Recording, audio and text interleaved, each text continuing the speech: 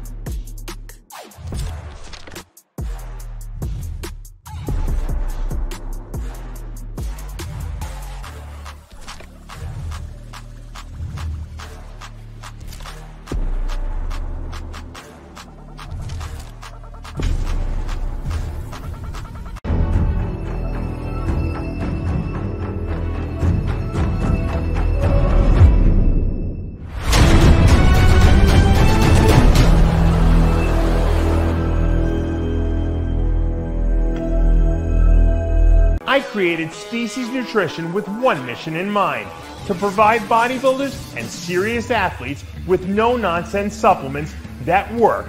I put my name and reputation on every bottle of Species Nutrition products. If you want to be your absolute best, join the evolution.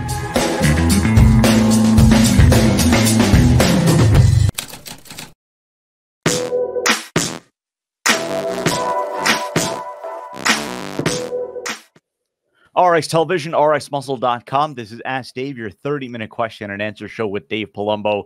We are less than 3 weeks from the 2023 Olympia. So whatever's on your mind, be it a pre-Olympia question, obviously diet, training, supplementation, it is all on the table, bodybuilding and non-bodybuilding. We have a ton of questions to get to, and we're appreciative of all your input on the show, be it on our Instagram page, be it on our Facebook page. But the first two questions on the show from the Dave Palumbo Experience app. Dave, I have some companies trying to get me to pick up a powder form of BPC 157. I know injectable is really good. Is it an oral supplement?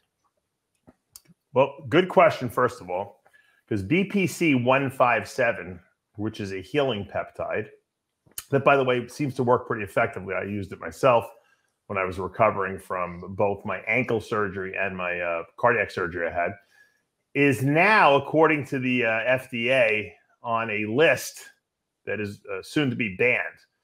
So you're not going to be able to sell the stuff. Now, Rick Collins will be coming on the show actually later today. I'm actually doing a little segment with him to talk about this and the legality of it. But, you know, Rick kind of pointed this out right from the start. The peptides that don't mimic or aren't the same as the drugs. Like if you have a peptide like semaglutide, which is the same thing as Ozempic, essentially, theoretically, a compounding pharmacy can make that for a rejuvenation clinic to sell. But BPC 157 is not a prescription drug that the FDA has approved in any way, shape, or form. So when a rejuvenation clinic sells it, theoretically, they're selling an unapproved drug. So I guess they're right now, there's kind of a loophole, so they're closing that loophole. And so, like BPC, a lot of the growth hormone releasing peptides, melanotan, those things are all going to be not available through clinics. I'm sure these peptide websites will still be selling them for research purposes only, which is nuts because the FDA will be clamping down on that, you know, pretty securely, I would think. And it's interesting. We'll probably still see IGF-1 being prescribed because that's a prescription drug.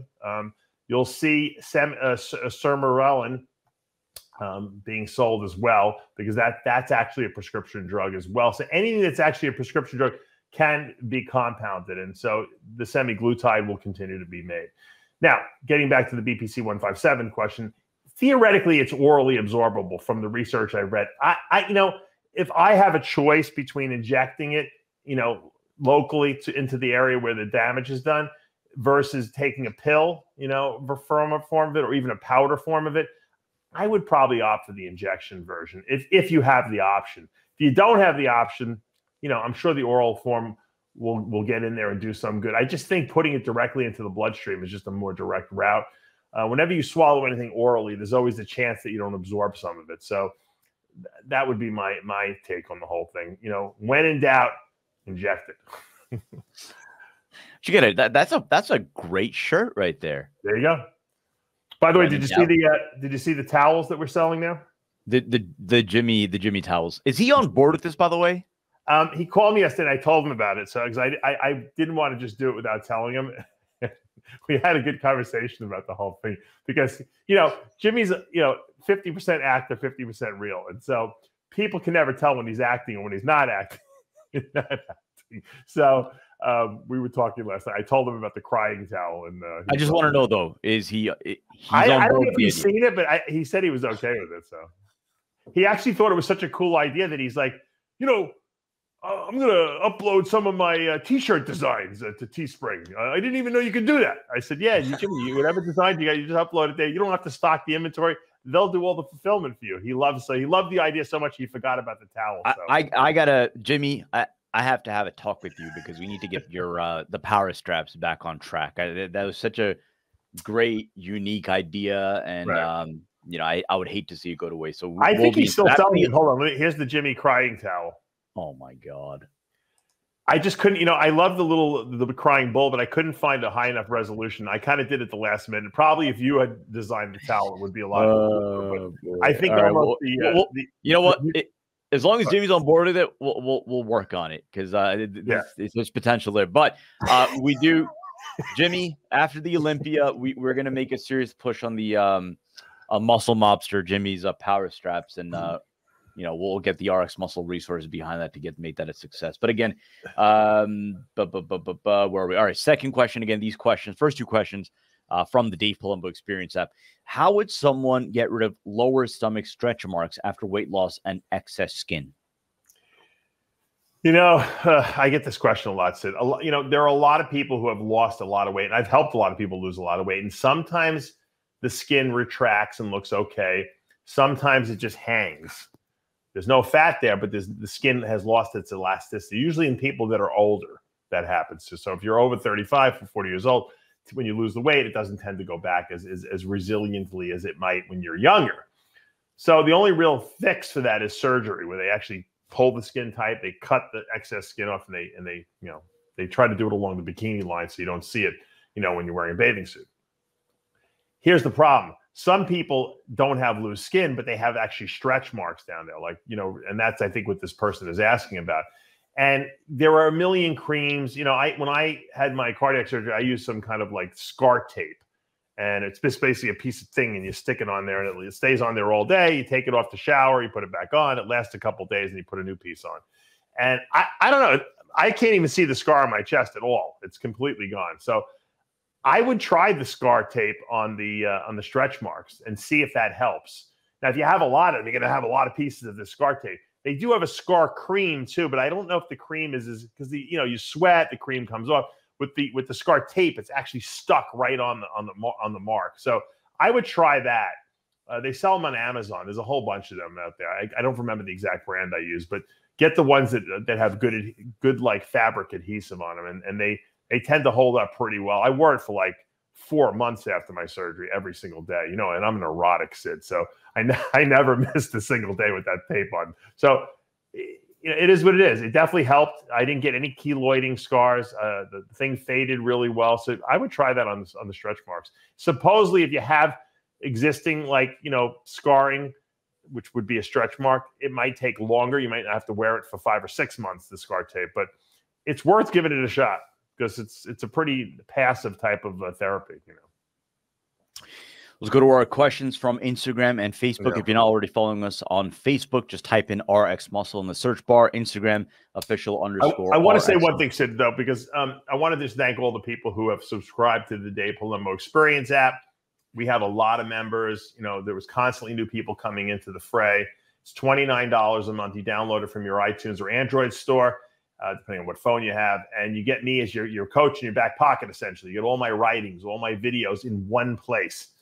I answer everyone's questions in an open forum on the app. So if you have a question, not only going to see your question and answer, you're going to see everyone else's question and answer, which is great because it's a real good learning experience. I love reading Q&As. Like, I think that that's the best way to learn, because it's not like you're reading paragraphs and paragraphs of stuff. You're just looking at the exact, the exact thing that, topic you're looking for. Also, I do a Q&A video every single week exclusively for the app. So it's something that no one else sees, just the app members. And there's probably 100 of those on there already for the last couple of years that we've been doing the app. Plus, we put up a workout every week. All my protocols, my diets, off-season pre-contest cycles are up there. It's a really, really good resource. I really highly recommend it. Great gift for the holidays. If you're looking to buy someone a stocking stuffer, it's a great gift, especially for the obsessed bodybuilder who has a lust for knowledge. So check it out. Thank you, guys. We've been getting a lot of questions about this topic. Sergio Oliva Jr. Just moved to Marbella, Spain, for the purpose of training with Dorian Yates. Yesterday, or a couple of days ago, they posted some pictures of themselves, working out together. Dorian putting Sergio through a training. So we've been getting questions as far as again, your thoughts on that dynamic between Sergio going to Dorian, and then Dorian coming out and saying that he sees it in Sergio. How much weight do you put into that? And do you think this could be one of those things where, again, I don't know what the ceiling for Sergio is going to be as far as, the elite of bodybuilding, but, how far do you think Sergio can go working with the likes of a Dorian Yates? I'm just going to pull up a little picture of these guys here while I'm talking, because I have been following the whole story, and it's pretty compelling. Dorian is very knowledgeable when it comes to training. He's also very good motivator. You can't not work for Dorian, because when you look back and watch the videos that Dorian Yates has done in the past, the blood and guts type training, the high intensity, one more rep, one more rep, one more rep. And when you look at his physique that he created, I would, even at this point, and I'm kind of a contemporary of his now and friends with him, I would be nervous going there and training with him, because I wouldn't want him to think that I don't train hard enough. And I'm sure that's exactly why Sergio went there, because let's face it, Sergio's at a level now where, he's kind of the best in his profession. And it's hard to find someone who's going to push him beyond what maybe he's been doing already. And so maybe he felt a little stale. Maybe he feels like if he needs to take it, he's going to go to that next level and start winning, the Arnold Classic and competing for an Olympia crown. He's going to need to do something that he hasn't done before. And, Dorian Yates is one of those guys that is just crazy, crazy intensity, crazy, no failure. And Dorian likes guys that I know when Dorian got a hold of Chris Cormier, he thought he was going to make him Mr. Olympia, but that was when Cormier was already kind of at the end of his career, and he was kind of going in the other direction. He had some injuries. So I don't think, if they would have hooked up earlier, I for sure think that Dorian could have made him Mr. Olympia. So if Dorian thinks that Sergio's got the tool set genetically, I think it's a great match. I'm actually excited to see what the two of them come up with. And once again, I don't think Dorian has any great knowledge when it comes to drugs or diet that Sergio doesn't have access to already with Chris Aceto. I think what Dorian has is the training in the gym intensity to help Sergio improve the body parts that he needs to take him to the next level. So, like I said, I'm a fan. I want to see Sergio do good. I love Sergio. I think he's a great guy, friends with him. So, to me, that's a match made in heaven, It's a good one here, because this is a question that I've kind of always wondered as well, as from Freddie Lawyer. Why don't you prepare some of the guys, on the Olympia stage today like you did back in the days? In particular, he mentions Kevin Levrone in '96. It's a good question. I'm not against it. When I have guys contact me, I have a lot of high-level, NPC guys and stuff like that I work with, and women and stuff like that. I'll work with anyone, but I find that sometimes a lot of the top guys, and this is not all of them, are very, very high maintenance, meaning that, they need a lot of, catering to. And maybe my what I do and how I run my coaching is not necessarily what they need, because a lot of these guys don't need the knowledge as much as they need the guy holding their hands and being there with them, at the show and everything like that. And I'm not traveling all over the place. I have kids and stuff like that. So I'm kind of and I've had this conversation with a couple of people that I've warned that have worked with, top pros. And I've explained this dynamic and what the demands are. And when you think about the time commitment versus what you're getting paid, sometimes it's just not worth it. If you're a person who's going to every show already, like I was going to every show. So for me to have got, to be with Tony Freeman at every show is not a big deal because I was there anyway, and so, it's just a different dynamic. I work really well with people who just like to ask questions, who want to know why they're doing what they're doing, who are like mechanics. I give them the directions, they ask questions, and they follow the directions, and they get really good results like that. And like I said, I help people with their posing, I help people with their diet, I help people with their training. I have people sending me training videos. So I'm like a real technical science guy. Whereas some guys don't need that. Some guys really just want emotional support. And there are good coaches out there that do that like to go to the shows. They'll be on the phone with these guys, 15 times a day. And that's what they're good at. They're not necessarily the greatest coach science-wise or diet-wise, but they're good motivators. And so there's different types of coaches, and every person needs something different. A lot of guys, when they get to the elite level, they kind of know what they're doing already. And they just need that emotional support more, because it's a very, very mental game at the top. When you're at that Olympia level and you're in the top 6 or 7 guys, talk to any of those guys. It's a mental game. All those guys can win the Olympia at any given day. It's just a matter of who's going to bring it on contest day at their best. And that's a huge, huge mental game. And a lot of guys need a lot of support. Matter of fact, if I was competing again in this day and age, I would have Leslie Timble. She'd be my sports psychologist, because it's good to have someone to be able to talk to. Victor Martinez, I've said this before, used to work with Pete Siegel, who was a sports hypnotherapist, and he would also do the same thing for Victor. Keep him in a positive mindset. Keep him not thinking about doubt. Visualizing himself as the champ. And a lot of guys do that themselves. You know what I mean? They just have that ability to do it themselves. But a lot of people, they need that support system. So who your coach is dictated by what your needs are. And, Sergio at this point needs someone who's going to be in the gym with him and push him. So he's got Dorian, coaching him.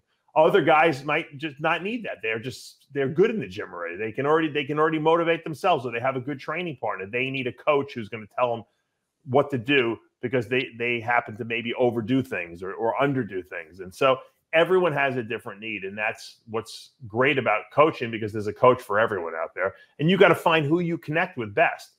I'll work with anyone. Like I said, I'll work with the Mrs. Jones, who's, 300 pounds and just wants to lose weight so she can put on a bathing suit again. As well as I'll work with, Joe Matarazzo, as Greg Valentino would say, who wants to win, the NPC Nationals. And I have all those. I have a whole array of different clients. And that's what makes it interesting, too. You work with the same people all the time, the type of same people, you get bored, So I like to mix it up. Let's go to Chris Hulk Williams. Follistatin and building muscle. I've seen small amount of studies. Your thoughts? We're going to be doing a show. I think it might be next week, if we can arrange it, with Dr. Adil Khan, who we kind of did a stem cell show with. Yeah. In Dubai. And he's been giving, interestingly, I've been following him. He's been doing like follistatin injections that supposedly last 2 years in the body. Now, follistatin inhibits the protein known as myostatin. Myostatin, we know, is a protein the body produces that inhibits muscle growth. So if you block a protein that inhibits muscle growth, you might theoretically get more muscle growth. Now, I don't know how effective this long-term or long-acting follistatin is, and that's why I want to interview him and talk to him about it. But he mentions that it is some treatments that he's doing now, and so I thought it was interesting enough to bring him on. At this given moment, as far as my knowledge base goes, there is no, you can buy follistatin on a peptide website, but the stuff doesn't last in your body for more than a couple of hours. You need to inhibit myostatin all the time if you want to get some sort of a muscle building effect from it. And I'd like to find out if what he's using or what he's doing is valid, or if it, what the science is behind it, because I haven't heard about it. And I want to see how they've made it a long-acting compound. If they've complexed it with, something similar to what they do with steroids, or they encapsulated in some kind of the antibody. I don't know. So it sounds interesting to me. I'll keep you guys updated. Let's go to Christian Raven. Any evidence on HGH users at higher risk of getting cancer?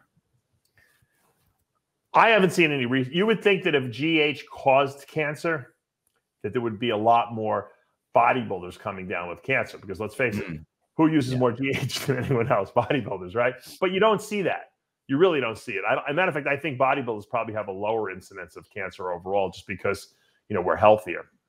So I don't think GH causes cancer. Now, if you have cancer in your body and you take GH, it will make it grow faster. Okay, not necessarily more aggressively, because like my friend Vinny Bolger had testicular cancer, and he was on GH, and his testicle, the tumor in his testicle grew so big so fast that he noticed it. And that's why he went to the doctor, because he was like, what the heck is this? And the doctor says, you probably caught it early because it grew so fast because of the GH you're on. It didn't make it, worse, the situation. It just made it grow faster. So obviously any growth factor you artificially put into your body is going to affect the growth of tumor cells, which grow faster than anything else in the body. So I think it's a mistake to assume that growth hormone or IGF-1 cause cancer. But once again, if you have it, it's definitely going to make it grow faster. Now, I'm afraid to take GH. I won't take any more GH ever, because I had the thyroid cancer. And unfortunately, with thyroid cancer, it's easy to remove it, but a lot of times some cells will get trapped in the lymph nodes. They may stay there for the rest of your life, inactive, because they can only respond to thyroid stimulating hormone. And when you take thyroid replacement, that pushes your TSH levels to zero, essentially. So more than likely, those cells are not going to do anything, but I'd always be afraid that if I took any GH, that it could stimulate them to grow. So if you've had cancer, you might not want to take GH anymore. That's why I'll use the BPC 157 if I want healing, because I am just a little nervous, especially with the fact that a lot of people on my mom's side of the family died of cancer. So, but once again, it's not going to cause cancer. I didn't have cancer all the years I used GH. It's when I stopped using GH, I got thyroid cancer. Who knows? So that you never can tell. It was really tiny. So I think that, once again, there is definitely a link between the growth of cells growing faster, but there's no link to show that GH causes cancer. Interesting one here. It's from Jim Sorenstein. Ronnie Coleman, did he really train like what we see in videos all the time? There are conflicting stories now, and interestingly enough, he mentions Milos Sarcev, who we're going to have tomorrow. We're going to be filming an all-new episode of Iron Debate. We have Milos confirmed. We have Dennis Wolf confirmed as well. So a lot of exciting topics that we'll be discussing with them about the upcoming 2023 Olympia. But anyway, he goes, there are conflicting stories from Milos and Jean-Pierre Fiu saying that they saw Ronnie train and he didn't lift that heavy all the time. I mean, that would seem to make sense. I can't imagine any bodybuilder would just be lifting, trucks all day long. But expand upon that a little bit if you've heard those conflicting stories as well. Look, I've been at Metroflex Gym, Brian Dobson's gym, who, by the way, I think very highly of. Brian Dobson's an awesome guy. Brian's the one who gave Ronnie the original gym membership. It's probably the most hardcore gym. It's one of the only gyms that is hardcore, that as Brian became more popular and made money, he didn't do anything to clean up the gym at all. Like, it's still like that hardcore, type of situation, no air conditioning, that it always was. It looks the same as it always has. Now, if you go into that gym, you cannot train light in that gym. You cannot not train at your max when you go into that gym. It's just not possible. Everyone in there is serious. Everyone in there pushes each other. I've never seen Ronnie not training crazy heavy as he could. Now granted, I'm sure there were Olympias where maybe his strength was not quite as crazy as it was, when his off season, and especially earlier in his career when he probably wasn't on as much gear. But I don't think Ronnie has ever done a workout that wasn't, to his maximum capability on that particular day. It's just not in his DNA. That's the way he trains. That's the way I trained back in the day, and until after obviously I stopped competing. I don't train that any way anymore. I don't want to get hurt. But when Ronnie was at his peak of his powers, or when he was upcoming, Ronnie trained like every day was, the most important training session of his life. So I don't know who's talking about Ronnie not training heavy. Ronnie always trained heavy. I used to see Ronnie go to the Strong and Shapely gym in New Jersey, Bob Bonham's gym. Bob had a pair of 240-pound dumbbells with Ronnie's name on them that Ronnie used to use when he went there. So I don't know. I don't know how anyone could think 240-pound dumbbells are not heavy. So I don't know anyone who could actually lift those dumbbells, to be honest with you, other than maybe a one-arm row with them. So no, I don't buy into that whole thing. I think Ronnie gave 100% every time he went to the gym. Let's go to Wolf Lover. Simple question here, but not sure if we've ever really truly addressed it. The most accurate way to measure body fat. I actually, Sid, I hate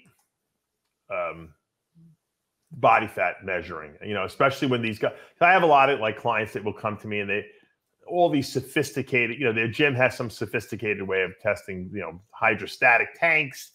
I've seen people go and get these, they step on a scale and you got to put your height, weight in it. Most of the methodologies of body fat measuring are completely inaccurate, okay? Because they take into account your height and your weight. And as soon as you do that, you're creating a mathematical equation that it has no real life basis of reality. When you're talking about a guy 5'6" who weighs 300 pounds, there's no way he's going to have low body fat when you calculate that, because for his height and his weight, he's fat. Okay. I used to come back on those tests at 25% body fat. Meanwhile, I had probably 0% body fat. Having said that, the hydrostatic tank measurements seem to be, were supposedly the most accurate, where they put you in a tank and see how much you float or sink. I don't know why anyone would waste their time and spend their money doing that. Who cares? The mirror, to me, is the best, metric of how much body fat you have. Those pictures you send me every week or twice a week are the best metric of how much body fat you have. And believe it or not, the oldest methodology for measuring body fat, the skin calipers that pinch your skin and tell you what the thickness of the skin fold is, I get news for you. Those things are probably the easiest and most accurate of all the tests out there, because they're actually measuring the thickness of the skin fold. They're pretty accurate. But people like to use sophisticated methods. I'm pretty sure at some point this Apple Watch will probably tell you what your body fat is too, but I'm sure you'll have to input your height and your weight and all the other variables that have nothing to do with body fat calculations. And that's just it. We're a society of, we love numbers and we love readouts and we love to be evaluated. I don't know why, because I've had someone come to me and they said, according to this body fat, I am 8%. I said, you're 18% on a good day. I said, you're not 8%. And then I've had people come and crying to me saying, this test said I'm 14% body fat. Meanwhile, the guy probably was 2% body fat. I said, why would you believe that you're 14% when you have striated glutes? Are you looking at, why are you even asking them to evaluate you? Look in the mirror. You could evaluate yourself. But that's the society we live in. So I would have to say the cheapest and most accurate, the calipers, skin calipers. The most realistic is your best friend who's looking in the mirror at you right in front of you when you ask him how much body fat you think I got. And he tells you. That's probably the most accurate. Let's go to there's a good question here from Bilal Hamide. How long should you cycle Lantus or any insulin on for before coming off and resting your body, or can you keep taking it without any complications? To be honest with you, you're kind of resting your body when you're on the insulin. You're resting your pancreas. So if I'm in an off-season scenario, I'm eating a lot of food, okay, and I notice my fasting blood sugars are high and I start taking a long-acting insulin, as long as I'm eating that same diet, I would stay on that insulin. Now, when I have a lot of competitors who start contest prep and I cut back their food quite a bit, especially their carbs, I try to take them off the long-acting insulin and see how their body is progressing. If their blood sugars are in control, because now the food intake is much lower and carb intake is lower, then we just stay off of it. Some people do, though, need to stay on the long-acting even during contest prep. Not a lot. And once again, it's all dictated by what your numbers are. You got to go out and get that blood sugar monitor for $10 from Walmart and test your blood sugar every morning when you wake up. If it's over 90 consistently and it's in the high 90s or higher, you got a problem. If you're around high 80s, maybe you hit 90, 91, 92 every once in a while. That's acceptable. You probably don't need to get too concerned about that. Personally, with the knowledge we've gotten of, type 3 diabetes, which they're calling, dementia diabetes. Oh, look, the president's calling me. Dementia diabetes. I am scared shit that I'm going to get dementia from running high blood sugars for a long period of time, even if they're moderately, very, very slightly high. So I choose to take a long-acting insulin and keep my blood sugars, under 90 fasting. And my hemoglobin A1C is 5.0. It's very low. And for me, you know what? I'll take insulin consistently. It doesn't matter to me. It's not a big deal. Long-acting insulin's easy. You don't have to try to figure out your how much carbs you're eating. It kind of works in the background. And if it's going to keep me healthier long-term, then I'm all for it. So you don't really need to cycle it. Once again, if you change your diet, however, you might not need it, especially if you go from off-season to pre-contest. Love the name here. Raw muscle glutes. How good do you think Arnold's genetics were? Would he be a Mr. Olympia during any period of time? If he were using today's knowledge on nutrition and exercise and today's anabolics, would he be as dominant? Who is that again? Arnold. Oh, you can't discount Arnold's mindset. He was so determined to accomplish whatever he needed to become, Mr. Olympia, then a big, movie star, and then the governor, that even if you thrust him into this current environment, I think his aspirations would have just been that much higher. He looked like he did, and he was the best at that time. No one was even close to him in the 70s, right? If he was in the year 2020, his mindset of what he needed to change his body into would have been completely different. And maybe we would have seen a 320-pound Arnold Schwarzenegger, with, glutes and hamstrings, and with the knowledge of training now. I mean, he was training barefoot in the woods, squatting for 5 hours straight. I mean, you can't build legs like that. No one knew any better back then. So I think that Arnold still would be a champion. How good he would have been, only God knows. But, he certainly would have achieved a level of stardom probably that that would have been, at the top level of bodybuilding for sure. And he probably would have still been an actor, and he probably still would have been governor. So I just think that Arnold has that sewn into his DNA of who he is and what he can accomplish. And that's what makes Arnold great. And that's why Arnold is one of the greatest of all time. VIP Love Takur. I train 5 days a week, 2 days on, 1 day off, 3 days on, 1 off, as I'm in a bulking stage. Now, I wanted to ask you, is it okay to do the same style of training at contest prep also, or should I switch to 6 days a week training again? Look, when you're contest prepping, you're actually doing cardio too, probably a lot more than you would ever do in an off season. So you don't want to train more in the off season. If anything, you would want to train less to have more time to recover. So I'm a big believer in 5 days a week of weight training. Okay. You can do your cardio every day if you need to, because it's low intensity, but you can't do weights every single day. You have to take at least 2 days a week off. And I think that works ideally. I've done every different combination. That seems to do it the best. The problem is people can't stop going to the gym because they think the more they work out, the leaner they're going to get. And that's just not the case. Weight training doesn't make you leaner. Cardio and diet does. Fat burners do. So don't confuse the two. Mr. Center Stage. I'm not sure if this is accurate or not. Obviously, if you want to expand a little bit more about, what you sell on DavePalumbo.com. But the question is, have you ever considered making an organ support supplement line, liver, heart, kidney? Is that something that you've ever thought to doing as an in-house project? I mean, it's a possibility down the road that we would do that. I mean, I sell Bill Llewellyn's liver stable product, which I really like a lot, on DavePalumbo.com, for the liver. I sell this product called Kidney Stuff, which is the best product that I've ever used. in terms of being able to bring people's creatinine down pretty quickly with it. So I try to sell products that I believe in. You know, I don't have to always make every single product. That doesn't mean that I wouldn't try to make it. And, you know, for people with heart issues, you know, I'll recommend, you know, ubiquinol from Life Extension, which is a form of a very absorbable form of CoQ10 for you know, heart function.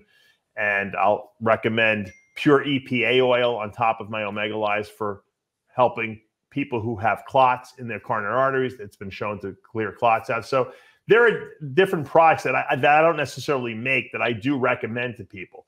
Could I design you know, an organ protection aspect of species nutrition? Sure, but then I got to stock it all. I got to buy minimums. You know, it might not necessarily be, you know, worth it, you know, to me. But I still want to make sure I'm putting out the right information. That's why I don't just recommend my products to people. I recommend what I think is the best stuff out there that I use for myself and that I would recommend for my family and friends to use. And so, you know, it's not out of the question. You know, if I couldn't get a hold of certain ingredients or someone stopped making a product that I believed in, I wouldn't have a problem making it myself. But I don't have to make everything, you know, to be happy and satisfied. Because sometimes when you have too many SKUs, it becomes, you know, a problem with, am I selling enough of it? You know, I got to stock it. I got to pay for storage, you know. So, you know, there's always things to consider with that. Right now, I'm pretty happy with where we're at. Species is working. We're going to be coming out with an electrolyte drink. We're coming out with a really phenomenal greens probiotic mushroom extract product that's going to be off the charts. So I got some products probably by the beginning of next year, 24, which will be coming out, that I'm pretty proud of. So I'm pretty good with that. That's going to do for this episode of Ask Dave. Right now on the channel, it is Olympia preview galore.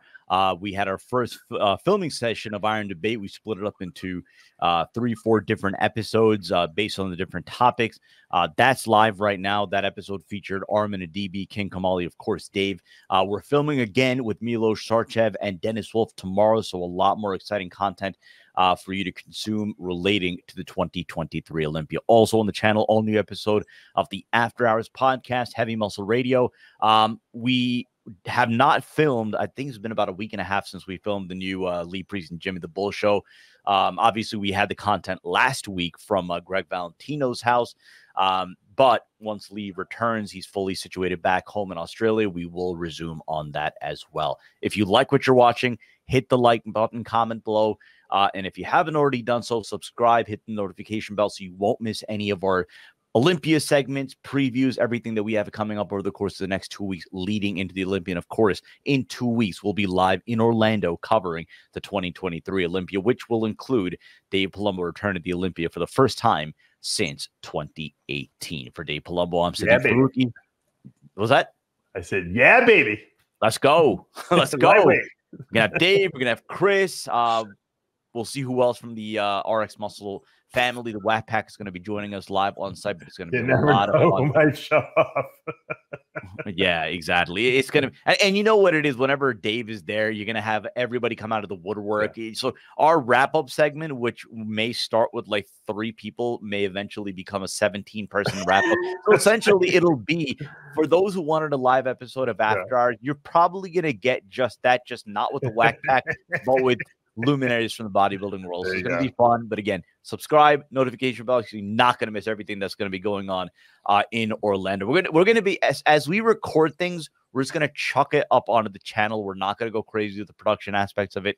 We want to make sure that you are, you know, however you want to say, vicariously living through us, but we want to make sure that we're bringing that experience to you. We're going to have a lot of fun. As always, we enjoy the live interaction with you throughout the course of Olympia weekend, as we will enjoy the interaction between now and over the course of the next 2 weeks. We'll see you next time.